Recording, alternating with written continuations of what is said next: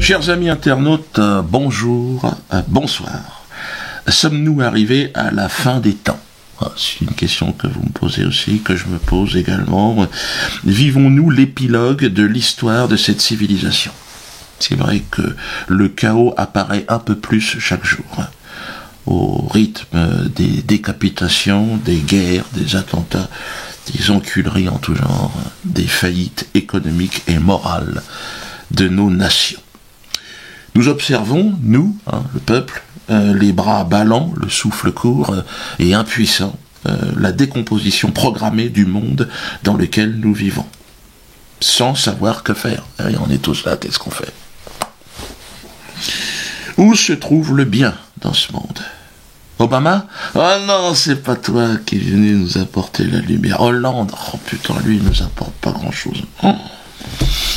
C'est vrai qu'on est dans un pays soi-disant développé. Mais quand tu vois François Hollande, t'as compris qu'on ne développera plus jamais quoi que ce soit. Un membre, je ne dirais pas lequel, de la famille royale m'a dit qu'il y avait eu une formule de Lyautey, je demanderai à la vérifier, selon laquelle gouverner, c'était pleuvoir. De ce point de vue-là, nous réussissons au-delà de toutes nos espérances. Où sera-ce la lumière? Celle qui va nous...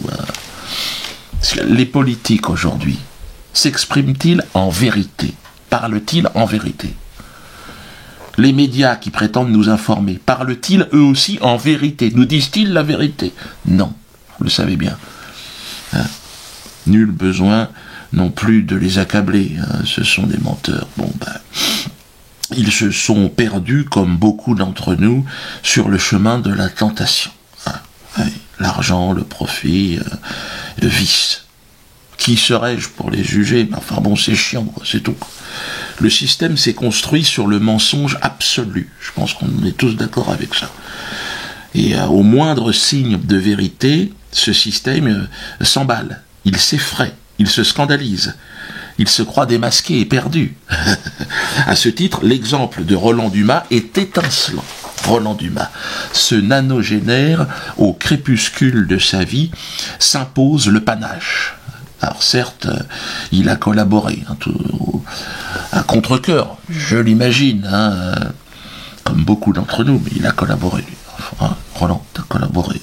Mais à la veille du grand voyage, il pose ses valises, les valises du mensonge. Il pose son uniforme de collaborateur. Mais bon, par arriérisme, par carriérisme, c'était l'ambiance générale. Ce voyage, on le sent bien, Roland, il va le faire nu. Il repartira comme il est arrivé dans la vérité.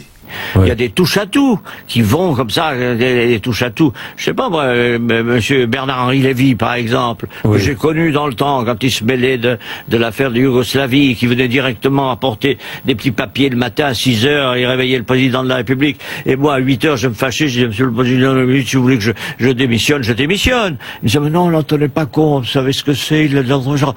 Mais voilà, c'est ça, ce sont des gens qui touchent à tout, qui enveniment l'atmosphère. Et ça, c'est extraordinaire. Bravo et bon voyage à Roland Dumas. Formidable. On se connaissait pas très bien avec Roland, mais nous nous sommes appréciés quand même. Le temps d'une succincte rencontre. On s'est rencontrés d'ailleurs 2-3 fois. Mais bon, bref.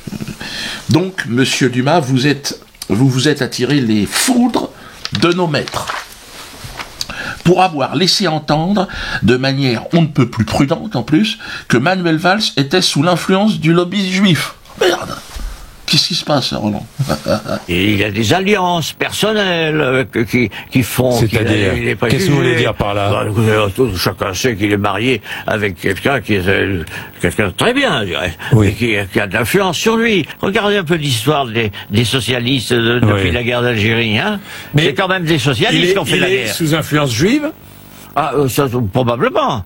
Vous le pensez? Je peux le penser. Tout le monde a un peu d'influence. On en a d'abord beaucoup sous l'influence de sa femme. Pourquoi dites-vous ça? Sous l'influence de sa femme? Bien sûr. Mais pourquoi pas?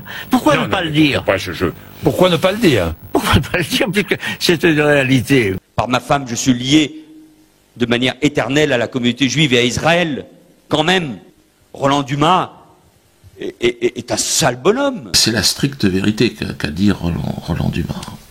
Mais comme vous pouvez le constater, la vérité n'a plus sa place à la tribune des politiques et des médias en France.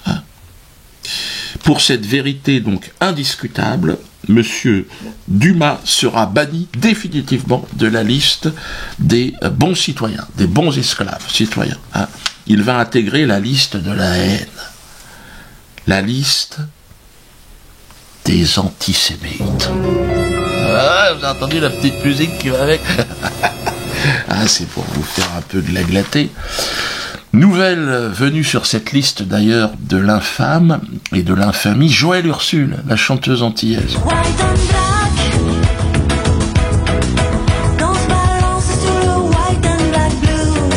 Elle m'a étonné, elle m'a fait plaisir. Elle s'est fendue d'une lettre extraordinaire à Monsieur Hollande, le soi-disant président de je sais pas quoi. Dans cette missive, Joëlle se scandalise, à juste titre d'ailleurs, des propos insultants, injurieux, de Monsieur Hollande à l'égard des descendants d'esclaves. Le Monde, lui, découvrait l'extermination méthodique, programmée, scientifique des Juifs. Un crime qui n'avait pas de nom, tellement il était ignoble. Alors, un nouveau mot fut créé pour le désigner, la Shoah. La Shoah, le plus grand crime jamais connu et jamais commis dans l'humanité.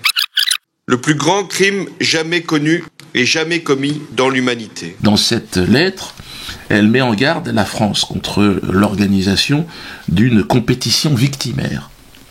Elle dit à Hollande, ne faites pas de hiérarchisation dans les souffrances. C'est grave, vous divisez les Français. Ouais, elle dit la vérité. Et en retour, le maître, Hollande, en bon béquet, ne prend même pas soin de lui répondre. Non, ça peut foutre. Et il lui envoie sa négresse de maison, Paul Angevin. Paul Angevin. Ouais, c'est bon, c'est plus si c'est Paul ou c'est Angevin. Enfin, c'est Pau, son prénom, et Langevin, le nom. Mais écoutez là, c'est la ministre de la... Elle va parler de la compétition victimaire. Regardez. Chacun voudrait qu'il y ait une concurrence victimaire. Et c'est ce qu'elle est en train un peu d'alimenter. Par définition, ceux qui sont allés chercher des esclaves en Afrique pour travailler dans les plantations ne voulaient pas les exterminer, ils voulaient les faire travailler gratuitement. Donc je pense qu'il y a dans cette espèce de concurrence, il y a un contresens. Incroyable. Pau, franchement, tes ancêtres peuvent être fiers de toi. Une honte, putain. La traite des Noirs serait plus ou moins une boîte d'intérim, si on t'écoute. Non mais attends, on va où là, là? Un peu véreuse parce qu'elle te paye pas, mais enfin, ce serait ça. Honte à toi, Pau Langevin. Car pire que le béquier et le maître esclavagiste, il y a le traître, la traîtresse de maison. Celui qui réécrit l'histoire. Honte à toi, Pau Langevin. Et tous ces morts africains jetés dans l'océan, c'est pour le boulot? C'est quoi? C'est une pause cacahuète? Et tous ces viols que ta propre arrière-grand-mère a dû subir, Pau Langevin, c'était juste pour travailler? Un petit 5 à 7 avec le maître béquet, là? Et les tortures, et les castrations, les jambes coupées, les coups de fouet, les exécutions, c'est quoi ça? C'était pour le travail?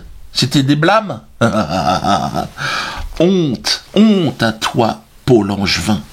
Et le nègre marron, bouffé par les chiens des Hayotes et autres esclavagistes. Hayotes, d'ailleurs, l'esclavagiste juif.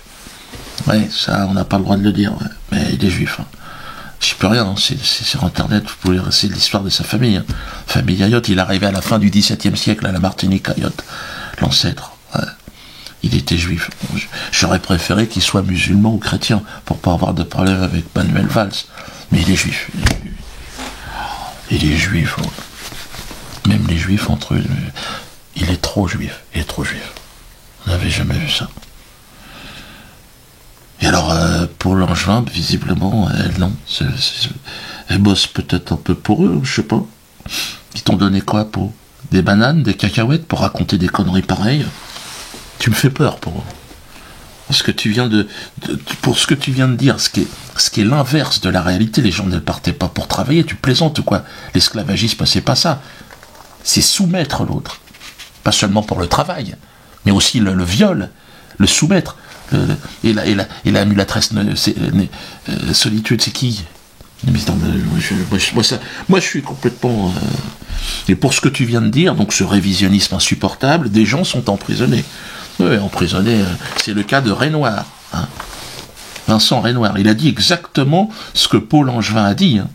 Il a dit que, bon, c'était des camps de travail, c'était pas des camps d'extermination. Et lui, 2 ans de prison, ils veulent le mettre. Et Paul Angevin, comment ça se passe?